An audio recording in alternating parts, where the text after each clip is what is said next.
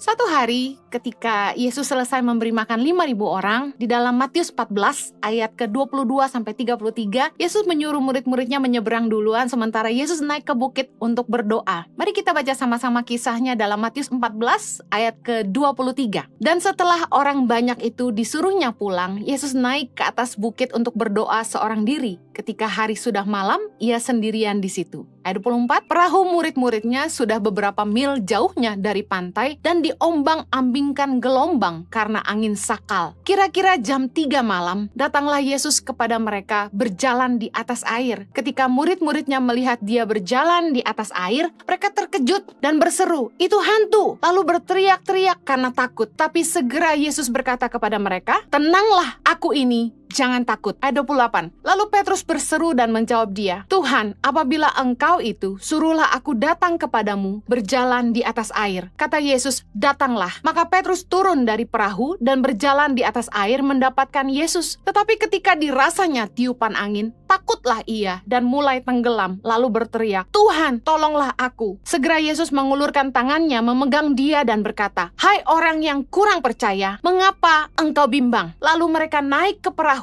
dan angin pun redalah. Dan orang-orang yang ada di perahu menyembah dia, katanya, "Sesungguhnya engkau anak Allah." Manusiawi sekali untuk Petrus merasa takut ketika dia tersadar bahwa dia sedang berjalan di atas air. Kendati pun Yesus yang telah menyuruh Petrus untuk datang, tapi Petrus juga sudah berhasil berjalan di atas air beberapa langkah. Ketika dirasakan angin, dia tersadar bahwa dia sedang berjalan di atas air. Saya bisa bayangkan kalau saya di posisi Petrus, saya juga pasti akan mulai takut dan tenggelam. Ketika kita ada di air, kalau kita takut, kita malah akan tenggelam, katanya. Nah, mengapa Yesus berkata, "Hai orang yang kurang percaya, mengapa engkau bimbang?" Bukankah manusiawi untuk Petrus merasa takut ketika dia sadar dia sedang berdiri di atas air? Karena itu bukan pertama kalinya mereka berada di tengah lautan di perahu yang diterpa badai. Dalam Matius 8 ayat 23-27, Petrus sudah pernah melihat Yesus menenangkan badai. Ingat kisah Yesus tidur di atas perahu dan kemudian badai datang dan murid-muridnya ketakutan? Bukanlah pengalaman pertama bagi Petrus bersama dengan Yesus di tengah-tengah badai, di tengah lautan. Petrus sudah pernah melihat Yesus menenangkan badai. Tetapi ketika Yesus menyuruh Petrus datang berjalan kepada Yesus di atas